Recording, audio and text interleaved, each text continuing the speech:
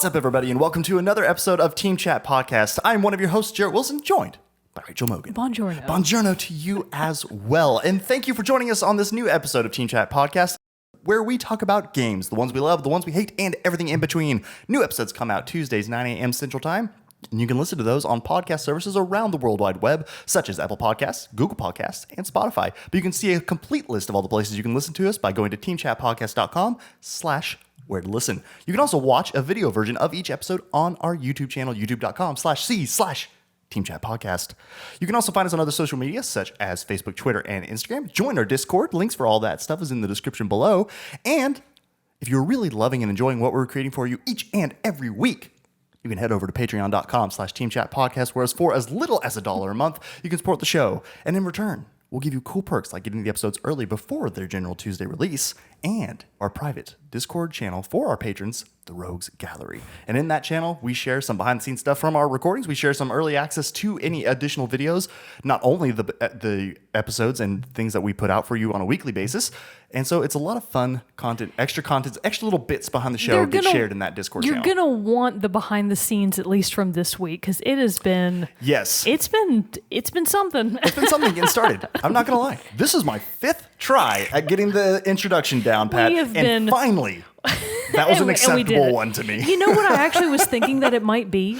I think the problem was that in all of the previous 4 attempts, I wasn't looking at my phone. Oh, and I you was were paying looking full at attention you. to me. Oh my God. I was paying attention to you, and now it's like, man, That's I gotta what it is. look at my phone. At first, I thought it was Henry. No, it's that our I was producer looking at sitting you. over here sleeping all cute and cuddly, and I couldn't ignore him. He's so cute. I then thought that it was because I stayed up until 3 a.m. seeing Avengers Endgame last night. Oh, it could be that also.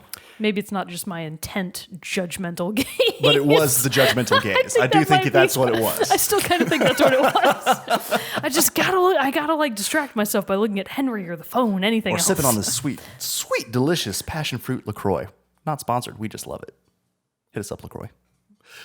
But let's just go ahead and jump into some news. Find out what's coming out soon. Damn it. Gonna have some and any other bits of fun that we think we should talk about from last week. So everybody bear with me as I work these next few episodes on getting all of my self in order. I got a new phone, finally, after many years. And as is the nature of people that are as old as I am, it's always a bit of a struggle bus to get on the new technology train. So out now, so as of this past weekend, you will have seen Steam World Quest, Hand of Gilgamesh, not Gilgamesh. Gilgamesh. I assume it is perhaps a giant mech I'm going to look it up while you're looking God, at it. I would hope so. What was this called? Steam World Quest, Hand of Gilgamesh. And that came out for the Switch on April 25th. Also came out this weekend, Box Boy and Box Girl for the Switch, April 26th. Days Gone for the PS4, April 26th as well.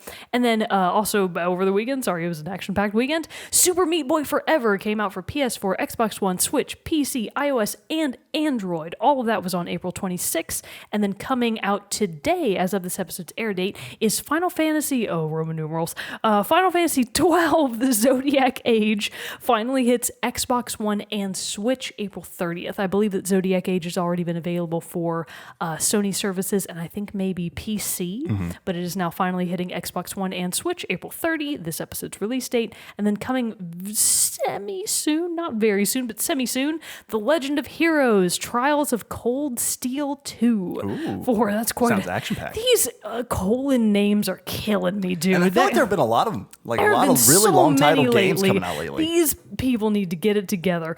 So anyways, The Legend of Heroes, Trials of Cold Steel 2 for PS4, that comes out May 7th. And then in the near future, Yakuza Kiwami 2 comes out for PC May 9th. And also on May 9, Life is Strange 2. Episode 3. I completely missed that it was May 9th. Finally, because we keep forgetting, because it's been ages since the last episode. I don't remember what happened last time. Where?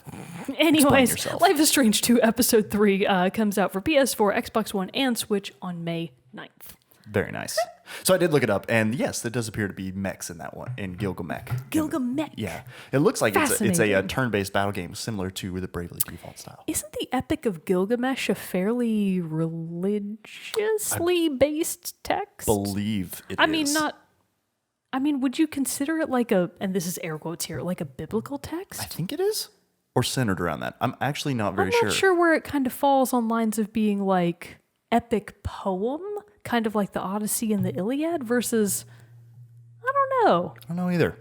I'd have to do more Question research for on the that. historians. Yeah, historians. I feel like I should know. Epic of Gilgamesh, question mark?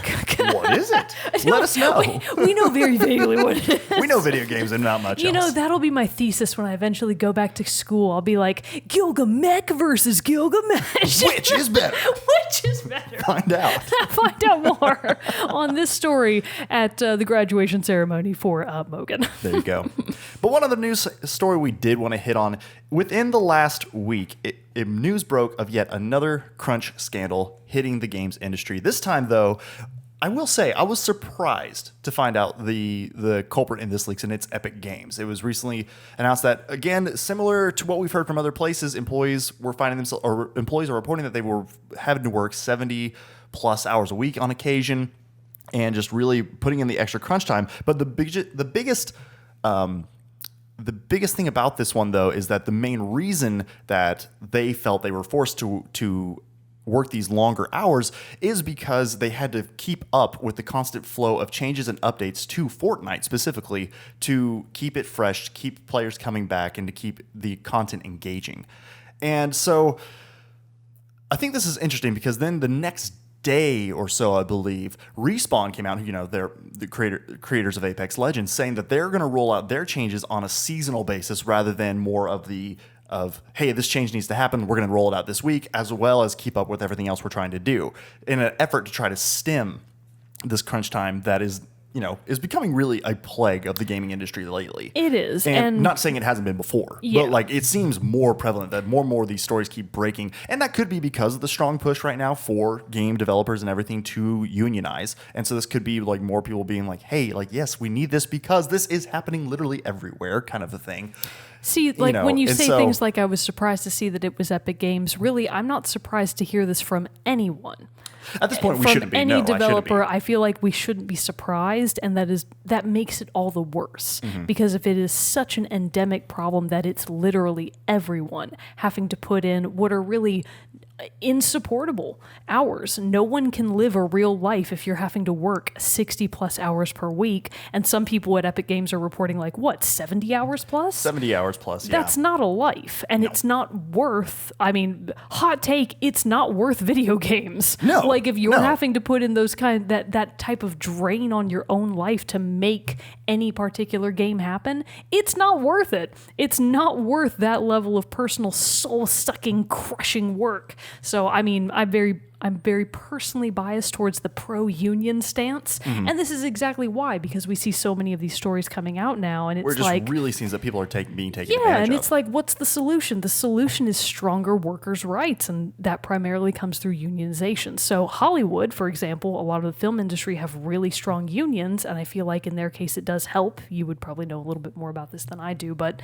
video games are increasingly the type of media, or I would say that they're operating at a level of media that is more on par with films, for example. Mm-hmm. And the closer they get to that type of benchmark, the more you need to have protections in place for your workers. So. Right.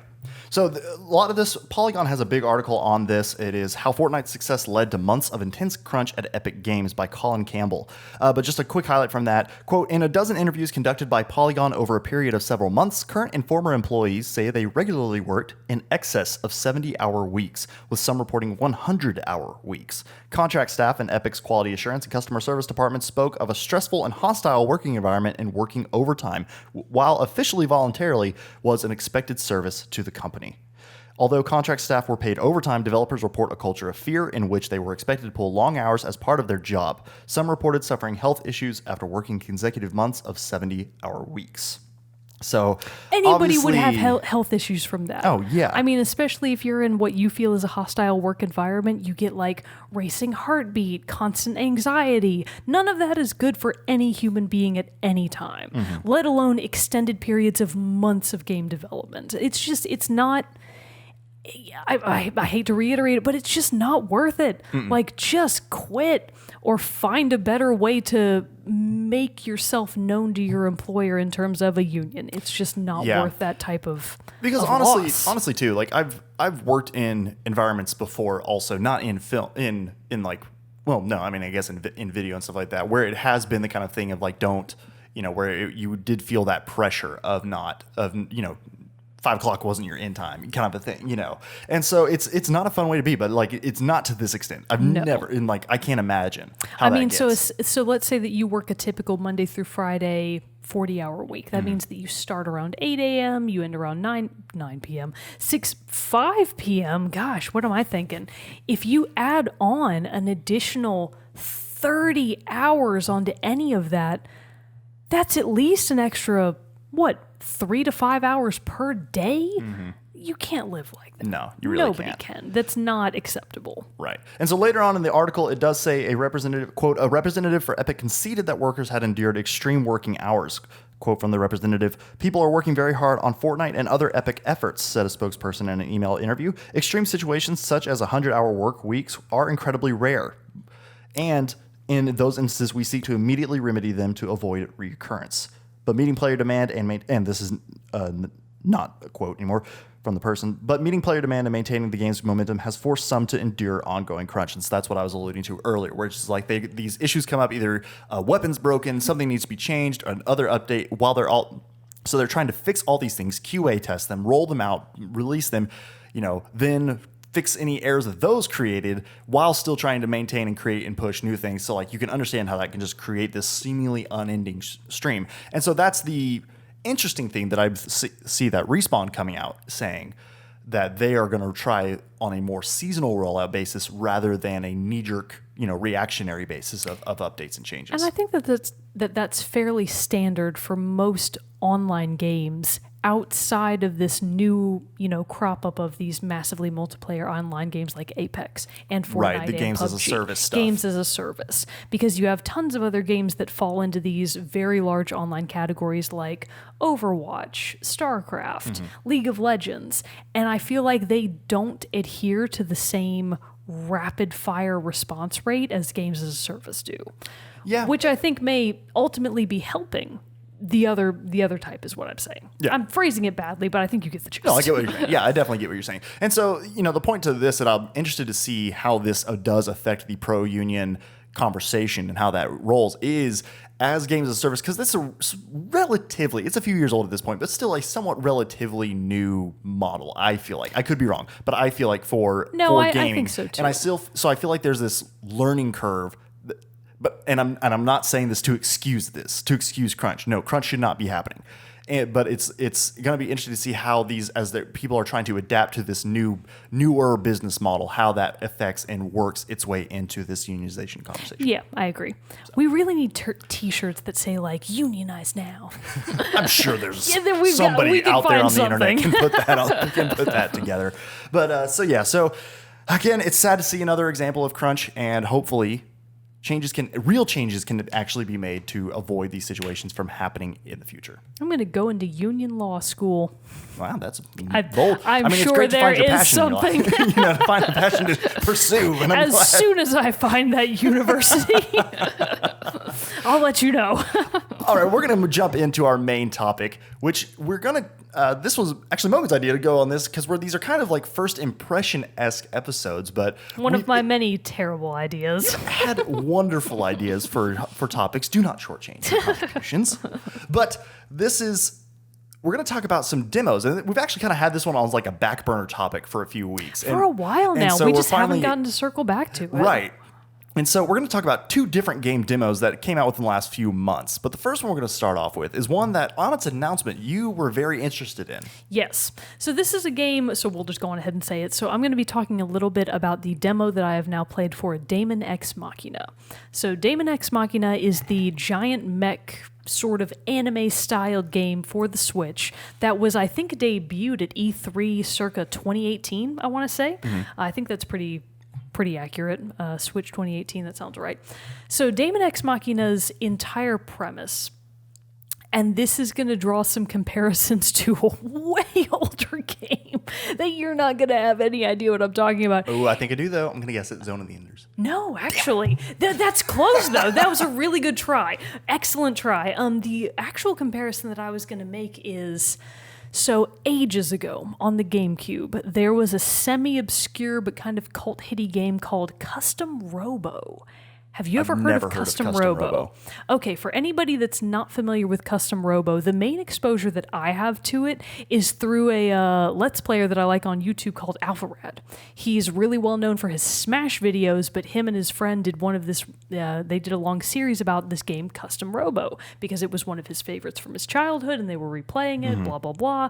Custom Robo's premise is, of course, this is early GameCube era. The graphics are terrible. The story is highly questionable.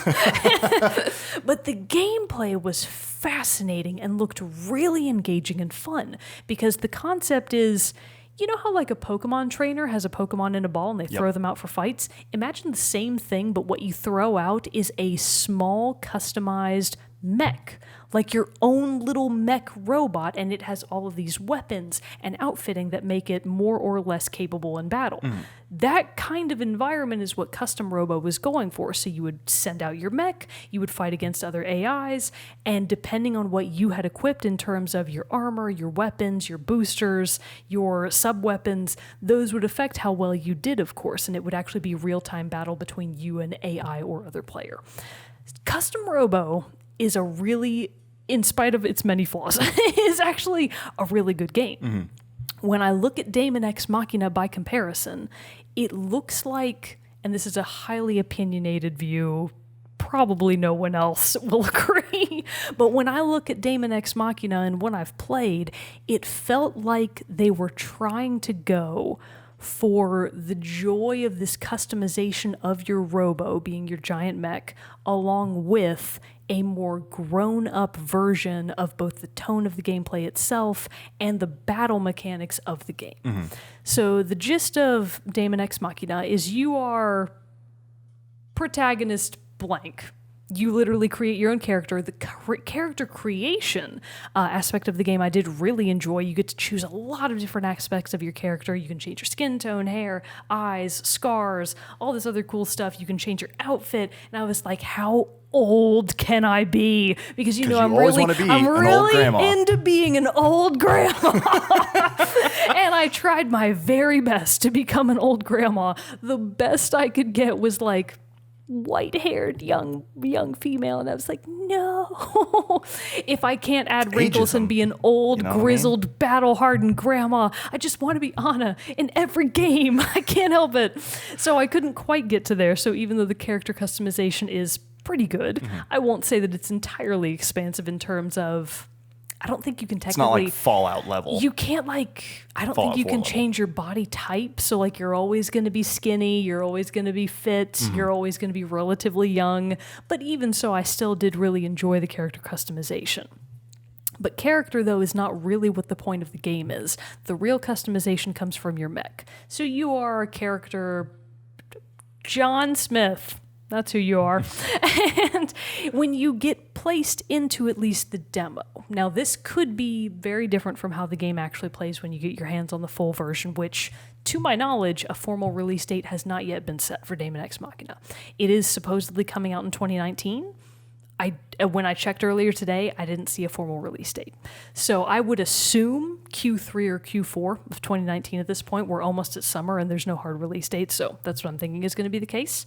But basically, you are a nameless, technically faceless character dropped into this world where you are kind of a military-esque mercenary person. Maybe not mercenary isn't quite the right word, but you work for an organization and you are essentially helping them keep the peace on a planet that is fraught with all kinds of disasters, various mech-related conflicts, and you have to fight against all these other mechs to make sure that the world is actually functioning, in some sort of semblance of order. Right. The gist of the game is really, in terms of story, this is kind of my first complaint about the game, of which I will be upfront and say I have many complaints, at least from the demo. And this, again, could just be because it's a demo. It's not a fully fleshed version of the game. Everything felt very unexplained and very sudden and very like, hey, we're going to throw at you all these different characters. They clearly have their own faces and their own characterizations. They've got their own names, but we have given you no introduction to them. So here's character A, B, and C, and they are somehow related to you, and you're supposed to like them, I guess? Question mark. So one of the initial things that I kind of had a bit of whiplash from was the demo continuously throws these new characters at you that are, NPCs. They're not you, they're NPCs, and it's like, hey, here's all these people you're interacting with zero context. So clarifying, the demo does not start at the beginning of the game. It's like a chunk from the middle? No, so what the demo is, I think you could most closely equivalent it to test trials. Okay. Like it's really more of a curated assortment of missions that I think are more meant to give you a mechanical feel for the game. And I feel like the demo has really come up short in terms of balancing that mechanical feel versus what am I supposed to feel about the story? Because at this point, from what I've played, I have no freaking idea. Right. I don't know if I don't know who the good guys and the bad guys are. Oh. And that's a very like black and white way to phrase it, but I'm like, I don't know. But still, that's like the point of demos. I'm like, whose side am I on? Yeah. Like even I can't tell. I'm like, so should I be like feeling like you're my buddies and maybe I'm on secretly the bad side, or am I on the good side? I genuinely don't know.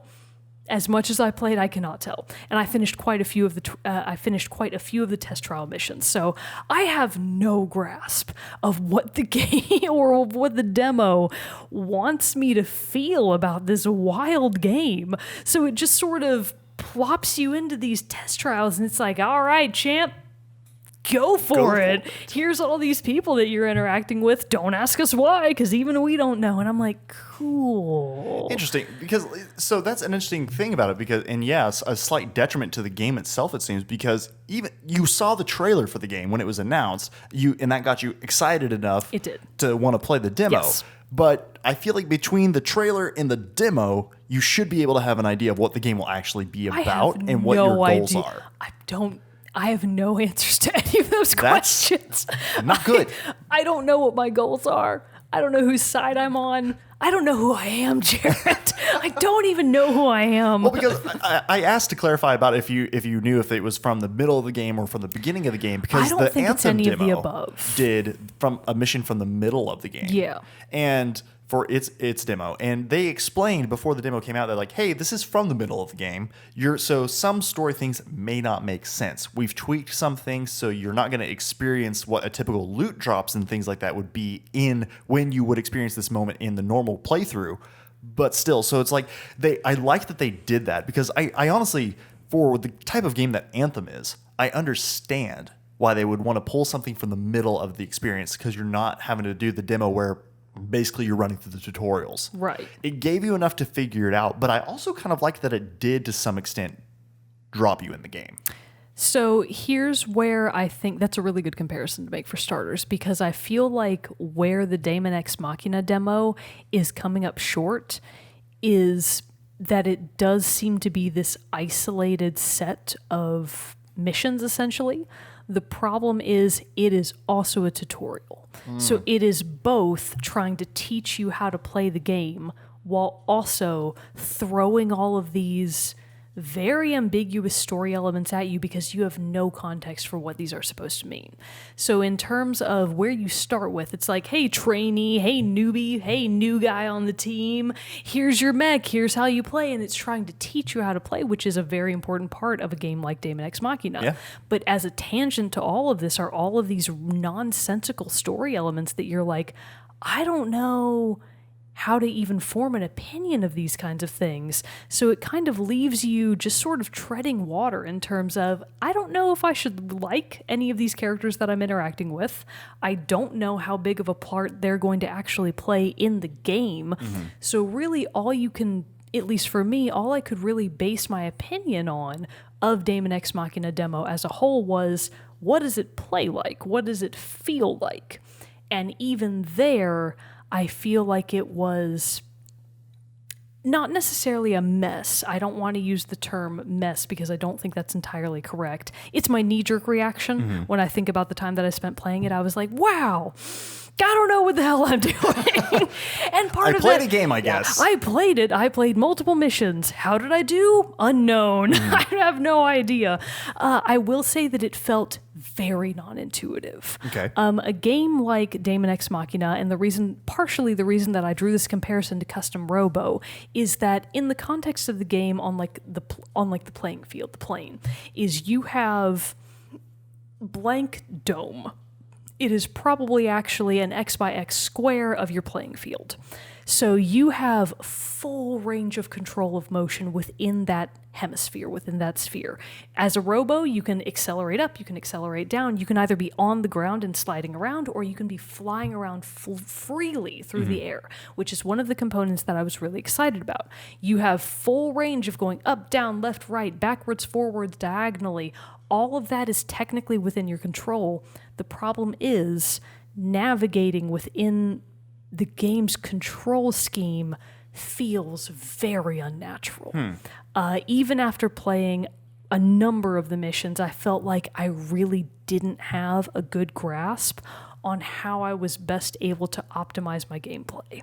And that could just be the learning curve. It could be that you have to spend more time with it to be able to actually feel like you have a strong semblance of control of your mech.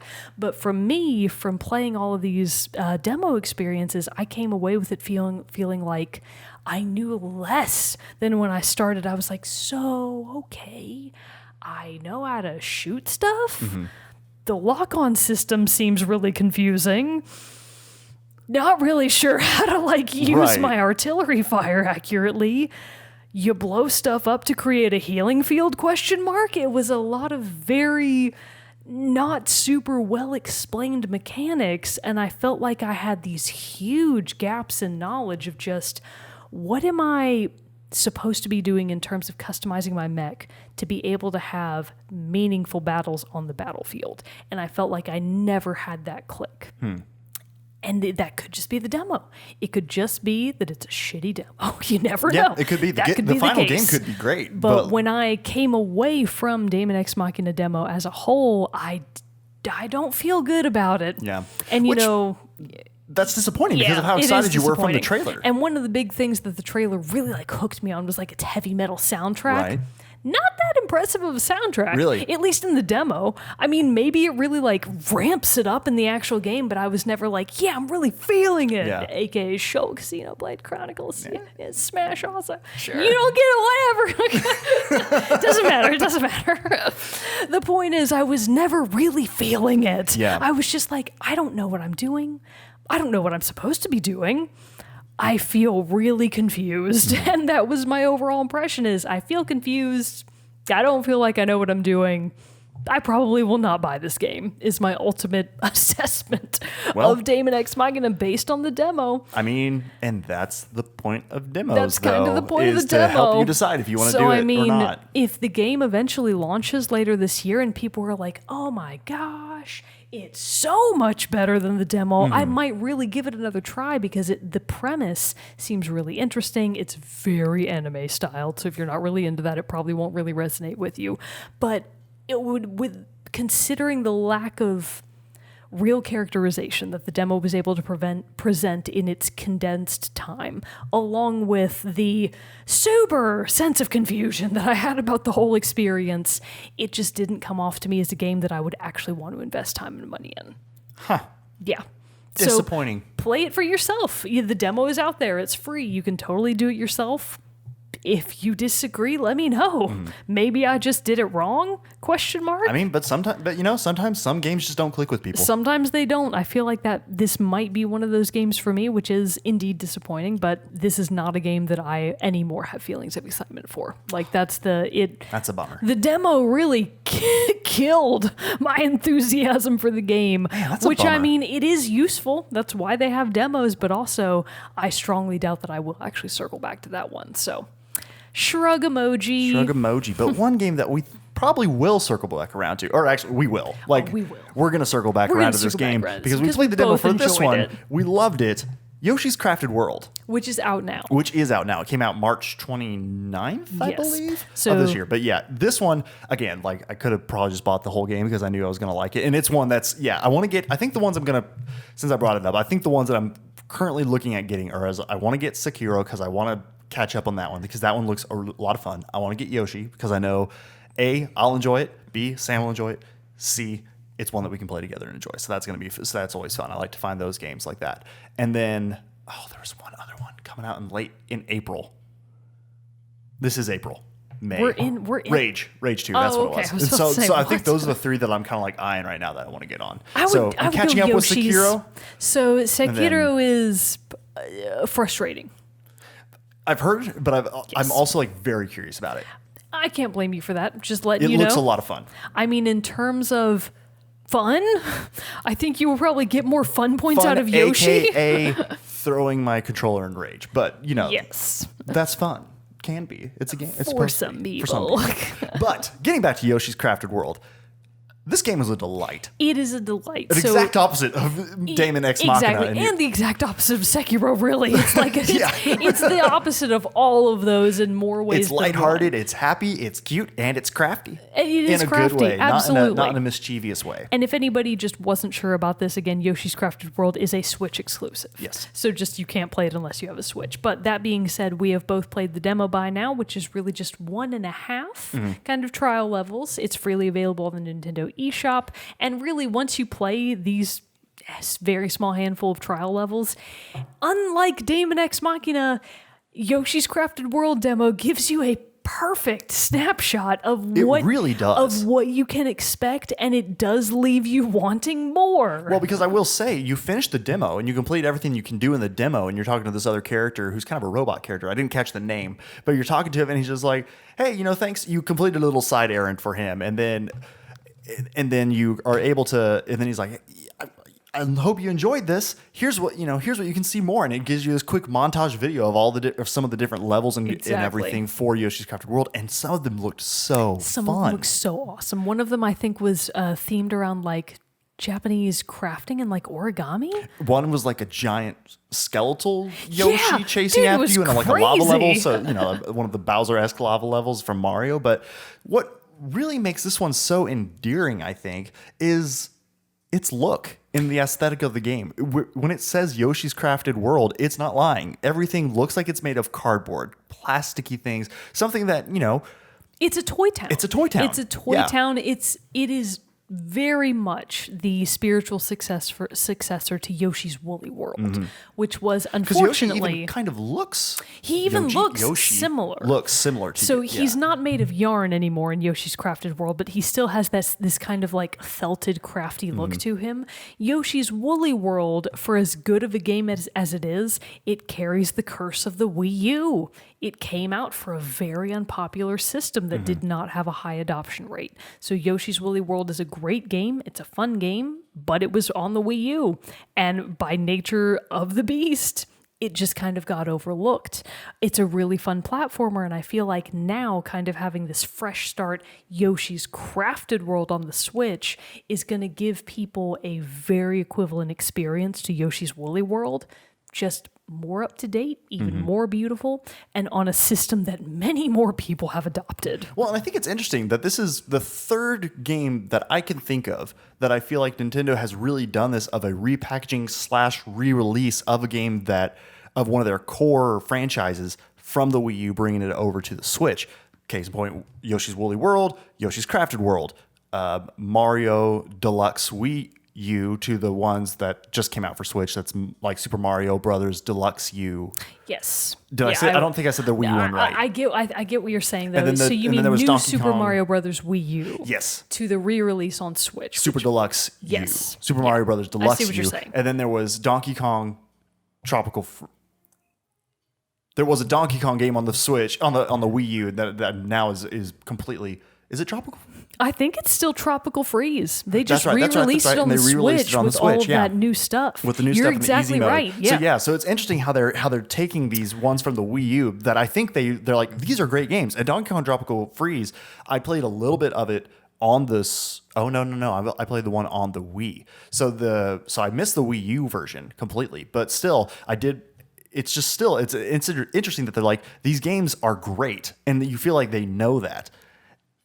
But from what I've played from all their Switch versions, they are great games. Exactly. So it's great that they gave them a second chance and a new choice and a new chance at life, basically. Yeah, I completely agree. And Yoshi's Crafted World, just for anybody that hasn't played a Yoshi game kind of more recently or that didn't play Yoshi's Woolly World, if you are familiar with the old Yoshi games, like I'm talking Yoshi's Island from like the N64 days, it plays and feels like that kind of lighthearted gameplay is exactly what you're in for. So, of course, the gist of the game is you're Yoshi. You're an adorable Yoshi. You've got your tongue, blah, blah, blah, and you're like hover jump. You've got your flutter jump. Yeah, you've got your flutter jump. You've got your tongue thingy. And, of course, you can throw your eggs, which in Yoshi's Woolly World were actually balls of yarn. But I think in Crafted World, they're just eggs, They're aren't eggs, they? but you can create them by either there will be boxes similar to Mario, or crates in the air that you can jump and hit, and they're colored like his eggs, like the green and white splotches. And if you jump up and hit those, eggs will pop out and they'll follow behind you, and then you can throw them, which is a super fun mechanic. It is. So the throwing of the eggs is an integral part of being able to take out enemies and throw things. So this is where Yoshi's Crafted World really got me, is that it does take advantage of a really interesting take on a 3D plane. Yes. Because when you look at it, it's so interesting. So when you look at it, it's like a 2D side scroller, right? But as it turns out, with depth, like it's like the background is kind of blurred out, but there's stuff going on. You can kind of see there's some definitely different things happening back there, and even in the foreground to a certain extent. And somehow they made the controls work really well, that if you're trying to throw an egg and if you slightly tilt the analog stick more into the background or into the foreground, you can shoot front and forwards. Front and forwards, either backwards or forwards. I just agree. The two same things in either direction. It's really interesting that not only can you throw on the 2D plane, you can also throw your eggs into the 3D plane, right? Which made it feel really interesting and gave it that twist of like, oh, this is unexpected. I mean, and it kind gave of a it, nice surprise. To be completely like base level, it gave it depth. It really did. That's exactly right. But like in a different way, it feels different. And I don't know if I can necessarily put words to describe how it feels different, but something about its look and being able to interact with the foreground and the background so seamlessly while you're still in this like it honestly kind of reminds me to the look and feel, granted it's a completely different art style, of Octopath Traveler.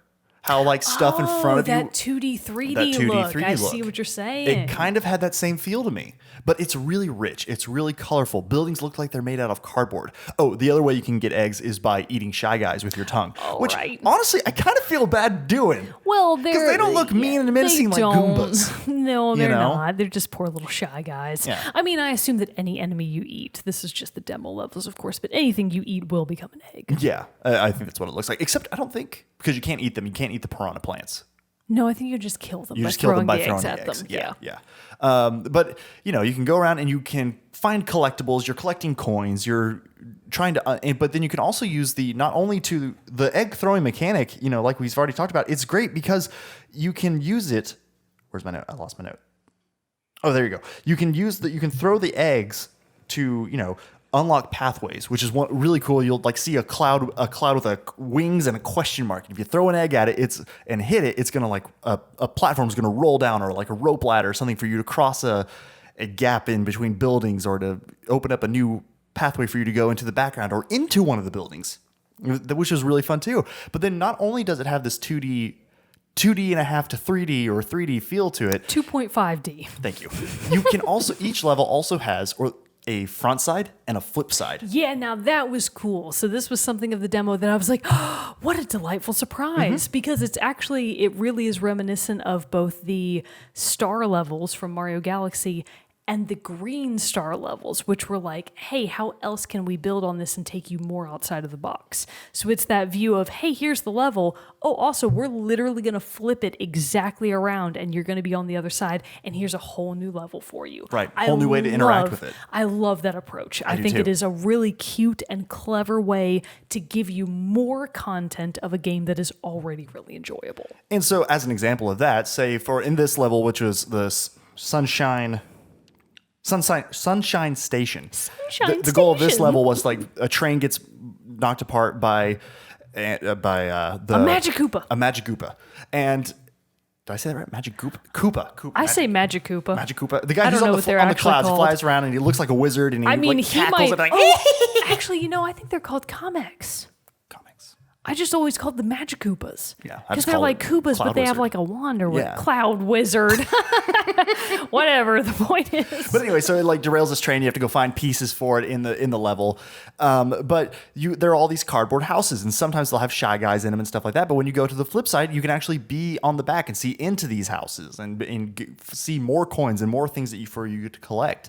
There also look to be characters like the robot character I mentioned before. After you complete the level for the first time, you can go over to him in the stage map area where you choose the levels to play. And the robot gives you a mission that makes it sound so serious. A errand, we'll call it that. He gives you a suggestion. Of something that he wants to find crafting souvenirs, is what it calls it. And he wants 5 cows. And so basically you have to go back through the level you just played and find 5 cardboard cow cutouts and throw an egg and hit it with an egg to collect it for this person's collection. And then when you do, he'll reward you. In this case, the robot gave a smiley flower, which is what you're trying to collect, because those are what you can collect to unlock the new levels for you to go to. So for example, for people that are familiar with like the Mario games more recently that have stamps, green stars, all these things the moons that you're trying to collect to get a 100% on any level, that's exactly what purpose this serves. It's like, hey, you've already gotten 2 out of 3. I actually think there might be 5 flowers per level. I think this first one there's 10 you can potentially unlock. Are there really per level? Holy crap. Well, in this level that we played. Right. So there's X amount of flowers. We'll just leave it up for debate. And for the people that want to get that 100% on every level, these additional little errands that you can do to go back into the same levels, replay them, but still have something new to focus on, something new to target, that's a really fun way to just add that extra layer of playtime, that extra layer of fun to any of the levels, because it's amazing how with 2D side-scrolling games, the focus is very direct. Get from point A to point B. This addition of, hey, that's actually not what you're doing here. Yes, you do have to eventually get to the goal, but what you're doing on the way is very different than what you did the first time. We need you to find very specifically blank, blank, and blank. That's just a really nice, fun, interesting way to get you to look more intensely at the world that Yoshi's Crafted World has built. And I think that's a really clever way to get people more involved in the surroundings, which is the draw of a game like this. Yep, it absolutely is. But as complete contrast to Daemon X Machina, complete contrast. It completely sold us on the game. I mean, to be fair, I think we had a slight bias going in, knowing that there's a very good chance we were probably going to love the game already. But it did Yoshi. Nothing exactly. But this demo did nothing but reaffirm the positive feelings I already had towards this game. Yeah. And it just looks like it's going to be a world of fun and delights. So that wraps up our thoughts on these 2 game demos, and really, I guess you could roll in the third topic of the Epic Games Crunch kind of into there. That took more time than we was originally planning, but still, we have a lot of fiery opinions on it. We have fiery opinions. They may not be totally accurate, but we got opinions, damn it. Mine are. But we would love to hear your opinions as well. So if you have any additional thoughts on the Epic Games Crunch in general, and that you would like to share with us, or your opinions on Daemon X Machina demo, and Yoshi's Crafted World if you've played more into the game and have those thoughts I want that to you want to hear share. people's fiery opinions on Yoshi's Crafted World. Give us your hot takes. Give us your hot Give takes. us your negative hot takes. I challenge someone to find something negative to say about really Yoshi's want Crafted someone World. to send us like a flame review of Yoshi's Crafted World. 0 out of 10. That's This what I game want. sucks. It sucks. To paraphrase. But still, man. enjoyable nonetheless, but we would still love to hear your thoughts and opinions on those games if you've played them. But before we go, we do have to do our soundtrack spotlight for this week, and we are going to feature music from Yoshi's Crafted World. And we're going to play the title theme, which is a lovely, it just really fits. It sounds, I was saying to Mogan when we were listening to it and prepping for the episode, it sounds like the music you would hear playing in a toy shop. It just has that childish feel. It kind of sounds like a xylophone just being kind of plinked around. I could Like be wrong a on the wind-up instrument. toy box. That's Exactly. what it sounds It just like. really sounds, it has this lighthearted, whimsical feel that matches perfectly with the setting and the aesthetic of the game world. So, without further ado, we're going to give you Yoshi's Crafted World title theme composed by Kazufumi Umeda. And with that, that concludes this episode of Team Chat Podcast, ladies and gentlemen. Until next time, I'm one of your hosts, Jared Wilson, joined by Rachel Mogan. Sayonara. We'll see you all next time. Stick around for the song.